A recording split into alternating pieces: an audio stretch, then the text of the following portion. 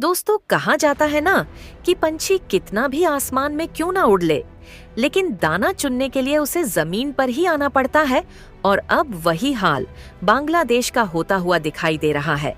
क्योंकि आसमान की ऊंचाइयों में उड़ने का सपना देखने वाले बांग्लादेश का तेवर अब पूरी तरीके से ठंडा हो चुका है और अब उन्हें भारत का साथ चाहिए और भारत के बिना उनका काम नहीं चल सकता।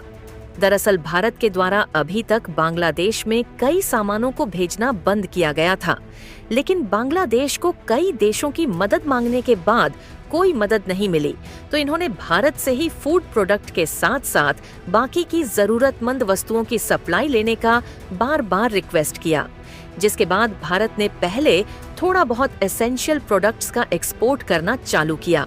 लेकिन अब खबर निकल कर आ रही है कि राधिकापुर बिरोल मार्ग पर भारत के द्वारा बांग्लादेश के बीच चलने वाली मालगाड़ी की सरससे फिर से शुरू किया गया, ताकि इस मालगाड़ी से दोनों देशों के बीच सामानों का इंपोर्ट और एक्सपोर्ट किया जा सके।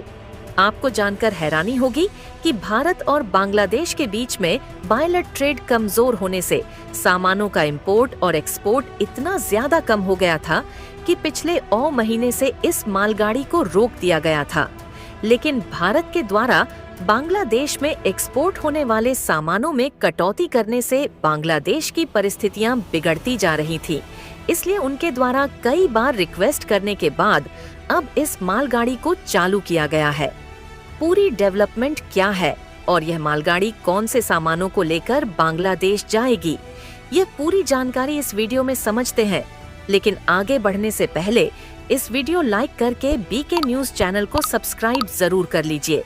दरअसल हमने यह बात आपको पहले ही बताया था कि बांग्लादेश ने भारत से पंगा लेकर बहुत बड़ी गलती कर दी है और बांग्लादेश के चीफ एडवाइजर यूनुस ने भारत पर झूठे फरे आरोप लगाकर साथ ही भारत के खिलाफ पाकिस्तान और तुर्की से दोस्ती बढ़ाकर खुद अपने संबंधों को इतना ज्यादा बिगाड़ लिया कि बांग्लादेश को आज वह दिन देखना पड़ रहा है जब बांग्लादेश एक नहीं बल्कि अनेकों मुसीबत के सामने अकेले खड़ा है। और जब उनके सामने अनेकों मुसीबतें आ गई हैं, तब उन्हें यह बात एहसास हो रही है कि उन्हें इस मुसीबत से चीन, पाकिस्तान या फिर तुर्की नहीं निकालने आएंगे, बल्कि उनको इस मुसीबत से भारत ही निकाल सकता है। क्योंकि देखा जाए तो बांग्लादेश में आई पॉलिटिकल क्राइसिस के कारण न सिर्फ बांग्लादेश को आर्थिक चुनौती और महंगाई का सामना करना पड़ रहा है, बल्कि इसी आर्थिक चुनौती के कारण बांग्लादेश ने अपने लिए बेबादी का रास्ता खड़ा कर लिया। अगर आपको नहीं मालूम तो बता दें कि बांग्लादेश में इस समय अगर किसी चीज को लेकर सबसे बड़ी समस्या है तो वह है बिजली को लेकर समस्या और साथ ही खाने पीने की वस्तुओं में भारी भरकम कमी। चाहे बात अनाजों की जाए या फिर सब्जियों और फलों की, इन सब मामले में हाल ही में बांग्लादेश को काफी ज्यादा दिक्कतें आई हैं, क्योंकि पिछले साल बांग्लादेश में जो अचानक से बाढ़ आई थी वह इतनी ज्यादा खतरनाक थी कि लगभग उसमें बांग्लादेश के 71 लोग मारे गए और 12 लाख परिवारों को अपने घर द्वार को छोड़कर दूसरी जगह रिप्लेस होना पड़ा। और आप सोचकर देखिए कि बांग्लादेश में यह बाढ़ अगस्त के महीने में आई थी और अगस्त का महीना किसानों के लिए कितना ज्यादा इम्पोर्टेंट होता है। अगर आप गांव के नागरिक हैं तो इसको भली भांति जानते ही होंगे। अगस्त का महीना किसानों के लिए बहुत महत्वपूर्ण होता है, क्योंकि इस समय खरीफ की फसलें पकने लगती हैं और रब्बी की फसलों की तैयारी शुरू हो जाती है। यानी कि बांग्लादेश में अनाजों की फसलें उस समय पानी के बहाव में डूब गई, जिस समय वह पूरी तरीके से तैयार हो चुकी थी और पकने लगी थी। अगर हम आपको आंकड़े बताएं तो यह आंकड़े आपकी पैरों तले जमीन खिसकाकर रख सकते हैं, क्योंकि 20,224 में बांग्लादेश में आई बाढ़ ने कृषि क्षेत्र को गंभीर नुकसान पहुंचाया। भारी मानसूनी बारिश और ऊपरी क्षेत्रों से आए पानी के कारण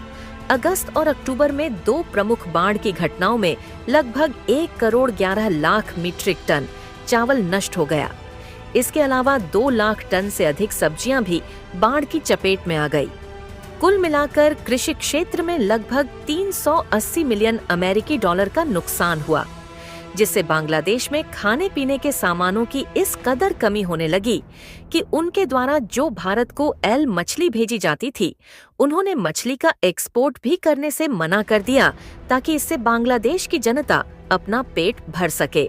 और इसी बीच भारत में भी महंगाई बढ़ रही थी और साथ ही बांग्लादेश को भारत के द्वारा इतनी मदद मिलने के बावजूद भी वह भारत से पंगा ले रहे थे। इसलिए भारत ने टमाटर तक का एक्सपोर्ट बांग्लादेश के लिए बंद कर दिया था। और जब भारत के द्वारा ज्यादातर एक्सपोर्ट बांग्लादेश में बंद कर दिया गया तो कई मालगाड़ियां ऐसी थीं जो कि खड़ी हो गई, क्योंकि सीमेंट, कोयला, फूड प्रोडक्ट और पेट्रोलियम प्रोडक्ट के साथ साथ जरूरतमंद की चीजों को भारत से ज्यादातर बांग्लादेश में भेजा जाता है, जिनको इन्हीं मालगाड़ियों के द्वारा भेजा जाता है। और एशिया में भारत सबसे ज्यादा सामानों को किसी देश में अगर एक्सपोर्ट करता है तो वह है बांग्लादेश, क्योंकि बांग्लादेश भारत का सबसे बड़ा खरीदार है, जहां भारत के द्वारा हर साल लगभग 115 अरब डॉलर का सामान एक्सपोर्ट किया जाता है और लगभग 2 अरब डॉलर का सामान हम लोग बांग्लादेश से भी खरीदते हैं। फिलहाल बांग्लादेश किस तरीके से निर्भर था, भारत पर इसका अंदाजा इस चार्ट को देखकर लगा सकते हैं, जिसमें आप सब देख लीजिए कि साल 2012 के समय भारत का बांग्लादेश में कितना कम एक्सपोर्ट हुआ करता था, लेकिन आज कितना ज्यादा पहुंच चुका है। इसीलिए बांग्लादेश ने सबसे पहली बार भारत से रिक्वेस्ट की तो भारत ने 2 लाख टन चावल बांग्लादेश को भेजा।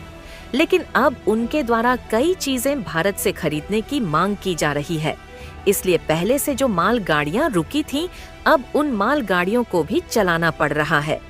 आज की मेन खबर यही है कि भारत से जरूरतमंद के सामानों को बांग्लादेश में ले जाने के लिए ही राधिकापुर और विरोल रूट पर चलने वाली जो मालगाड़ी पिछले 9 महीने से रुकी थी, उसको अब फाइनली इंडिया और बांग्लादेश के बीच ओम परेड कर दिया गया है। लेकिन यह सब इतनी आसानी से नहीं हुआ, बल्कि बांग्लादेश के फॉरेन मिनिस्टर ने कई बार खुद कहा कि यह भारत के साथ अपना व्यापारिक संबंध और वीजा दोबारा से बढ़ाना चाहते हैं, जिसके लिए इन्होंने भारत के फॉरेन मिनिस्टर एस जयशंकर जी से डायरेक्टली बातचीत किया। और सारी बातें डायरेक्टली होने के बाद भारत ने यह शर्त रखी कि हम आपके साथ व्यापारिक कॉन्ट्रैक्ट को फिर से शुरू तो कर देंगे, लेकिन भारत के खिलाफ आपकी जो एंटी इंडिया मूवमेंट है, इसे बदलना होगा। और जब इन सब बातों पर सहमति बनी तो मालगाड़ी को दोबारा से दोनों देशों के बीच रवाना करने की खबर देखने को मिल रही है। इतना ही नहीं, बल्कि अब बांग्लादेश घुटनों पर आता हुआ दिखाई दे रहा है, क्योंकि इन बातों पर सहमत होने के बाद यह खबर देखने को मिल रही है कि अभी तक भले ही पीएम मोदी और मोहम्मद यूनुस के बीच आमना सामना नहीं हुआ है, लेकिन अब की बार जो मीटिंग होगी उसमें पीएम मोदी मोहम्मद यूनुस से डायरेक्टली आमने सामने बैठकर अप्रैल महीने में मुलाकात कर सकते हैं। बाकी आप लोग बांग्लादेश के इन कारनामों को क्या नाम देना चाहेंगे, अपनी राय कमेंट में जरूर बताएं और इस वीडियो को एक लाइक कमेंट करें और बीके न्यूज चैनल को सब्सक्राइब जरूर कीजिएगा। तब तक के लिए जय हिंद, जय भारत।